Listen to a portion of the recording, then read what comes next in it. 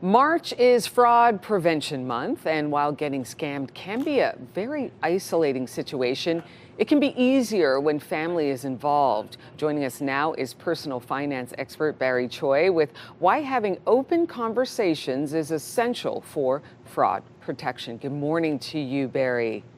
Good morning, Rosie. Good to be back. It's good to have you on here. Let's talk about this. Why do you think fighting fraud is a family affair? Well, you look at some recent survey data. TD just released a survey that said 1/3 of Canadians are shy about talking about their fraud experience. But when it comes to Gen Z, 50% are shy. So, obviously you want to talk about it as a family because whether you're a student, parent, or grandparent, fraud affects you in different ways. And what I mean by talking about it is having real practical meaning conversations. For example, recently I showed my mom how to set up two-factor authentication. She had no idea how easy it is. And for me personally, I do feel a little bit better that her accounts are secured one extra way. Additionally, I know it's going to sound crazy, but we've talked about this in the news before, the growth of AI and how AI can basically replicate voices and even video. So having a safe word within your family that only you guys know is paramount. So in that way, you can avoid fraud because only the family will know that safe word. Barry, I had the same conversation with my mother about a safe word, knowing that AI is out there and it can replicate our voices. My voice is out there right now, right? And it's easy to pull it and then send a message to my mom. And so we have a safe word. I go, if anybody calls asking for money or saying I'm in trouble, don't listen to them. Ask them for the safe word. If they don't have it, then hang up the phone. There you go. So that's really good. That's very important. And there's that conversation with your family against fraud. Okay, what specific things can families do? There's one there, generating a safe word. What else?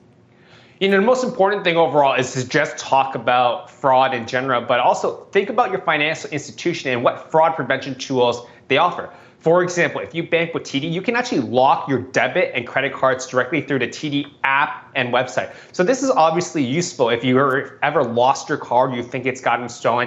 You can basically lock those cards, and then if you find it later, unlock it, and if it is stolen, you can contact your bank right away. Additionally, TD has a MySpend app, which essentially tracks your purchases and transactions. So you can really stay ahead of where your money is going. But more importantly, the app allows you to get real-time notifications of your spending.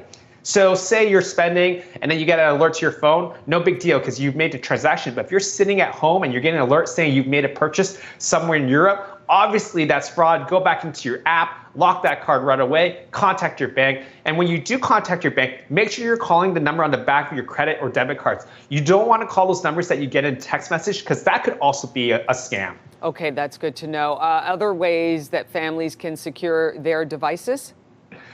Some of these are going to sound very basic, but again, talking to older family members, even some of the younger ones, it's very important. So number one, have a safe and secure password.